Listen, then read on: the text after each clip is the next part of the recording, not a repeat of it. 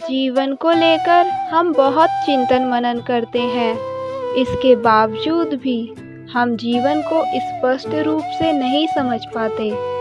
इसका एक प्रमुख कारण ये है कि जब भी कोई हमसे प्रश्न करता है तो हम अक्सर प्रश्न से विमुख हो जाते हैं। हम उन प्रश्नों के उत्तर तलाशने का उपक्रम नहीं करते।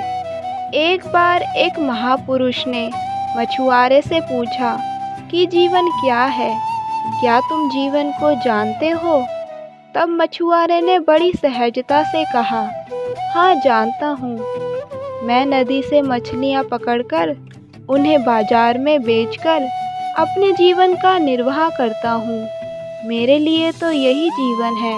मछुआरे की बातें सुनकर महापुरुष ने कहा, जिसे तुम जीवन कह रहे हो वह तो मृत्यु की ओर जाता है। ऐसे जीवन का क्या लाभ? आओ मैं तुम्हें उस जीवन की ओर लेकर चलता हूँ जो मृत्यु के पश्चात भी मौजूद रहता है। मछुआरे को बड़ा आश्चर्य हुआ। मृत्यु के उपरांत भी जीवन? महापुरुष ने बताया, हाँ वत्स, मृत्यु के पश्चात भी जीवन संभव है। जिसे तुम जीवन कह रहे हो उसका उद्देश्य ही उस जीवन को जानना है।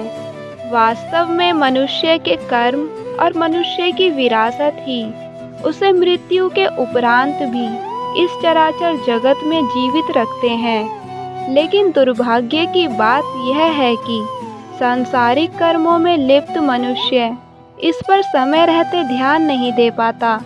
वह सांसारिक सुखों को ही जीवन का परम सुख मानकर परमात्मा से ही विमुख होता जाता है, जबकि वास्तविकता यही है कि सांसारिक सुखों में लिप्त सभी मनुष्य पल प्रतिपल अपने जीवन को गंवा रहे हैं। वे अमर होने से स्वयं को दूर कर रहे हैं। इसीलिए समझदार लोग अपने पुरुषार्थ से सत्कर्म करते हैं और इसी जीवन में परमात्मा को स्वयं को जानने का प्रयास करते हैं, और यही जीवन की सार्थकता भी है।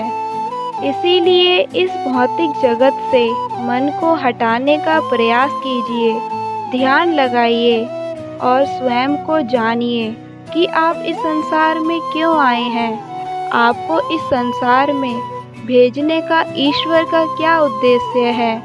क्या कमाते खाते ही पशु की भांति एक दिन इस संसार को विदा कह जाना है, या जीवन में कुछ सार्थक करके जाना है जो हमेशा अमर रहे, हमेशा आपको अमर रखे?